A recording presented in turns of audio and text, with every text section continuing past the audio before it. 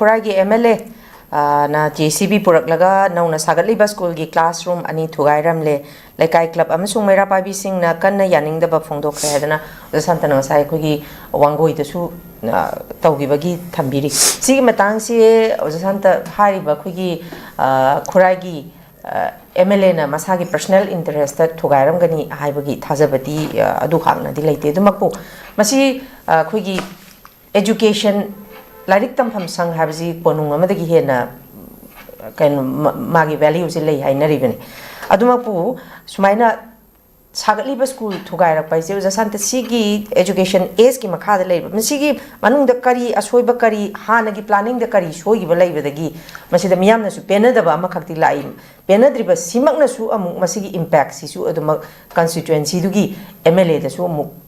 tabagi mami su amuk lei ga dor bini sigi matang da jasanta gi point of view je kari kamain thambe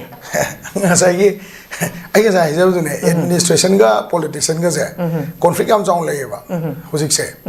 adai bill gi matang da lambi sem bai matang da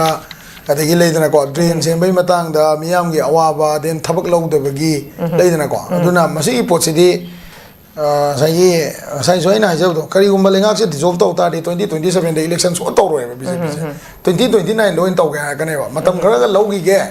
matam khara ga lou gi si maram di akoi gi BJP favor da laknam ni ko ai hai je praja gi lang ba khot pa nuai ta ba lambi ge se sem dana ko tana ka to gi ga ka ne ba politician ning da nung nang ba le ram to se akoi gi secretary si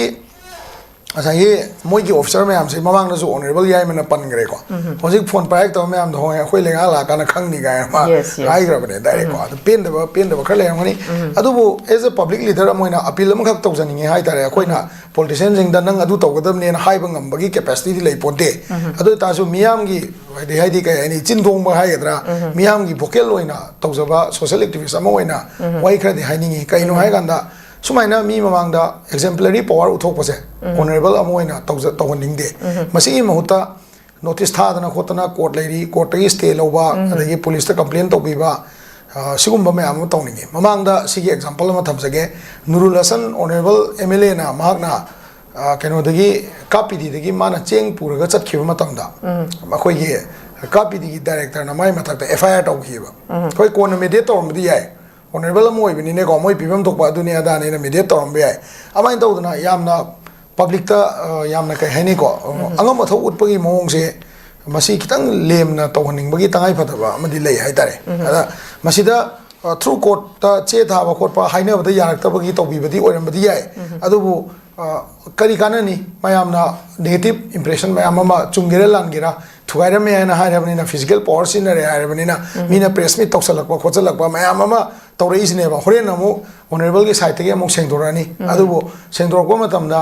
property ma sem matamda stay lobiraga court gi stay lobiraga police ta kai da tawdana complaint tawraga department da notice ta dana legal notice ta dana khotana tawraga masi mafam je onei bo haisu ona de bo haisu adagi contractor je si oigedam ne bo haisu hojik tawnari dana ko PWD gi mayam mamang da mamang lengang na pairamba honorable Biswajit matamda mana works minister pairami matamda pairamba 100 crore hena akoi administrative approval lawragal thamamba thabak finance approval lawang among do basing do loi kakthala imne bako ani PWD contractor na su handak su appeal me ama tawri kan wasigi matang sida akoi da thabak local media thabak PBU copy me am tawri si me am je as a leader amoina yamna yam mong marin tana miyam da convince tawraga pubi bedo aduna phagadra hadi leidana ko mamang da wangoi da to su praja mayam da yamna politician jing gi phattaba impression phajadaba impression yam lai ko koi politician jing je sumaina to bra ga na ni leidana ko phajade ba hadi phajana no new mama da through law da chatpagi kai phada da yam chauna leibra adu politician masagi su mangjai kaigumba matsengok sengjin tongna mana power sin ne yengwa khoi yam lem le jabni ga na magi su vote karadi mang bana traga tongja leram gani adu mayam du yenga kanda praja da achumna mayon da pubiraga legally oina chapiba gi tangai pado tawbiba da kari kai ge na ismaina appeal oina tawjagi hai tare khoina takwi tambi bangam badi nate kaino de akhoi de ge na khangdana bu makhoina mayam sine MLA oire ine bako adu na maram ora kanda miyam da sumaina image athiba chatkibasi chahi kya lisang sina hojiti social media ma tamne na adumai lehogani aduna yamna law gi angle da chapiraga tawbibida kai kai ge na appeal am tang tawjage na man tamjage. Okay, thank you very much.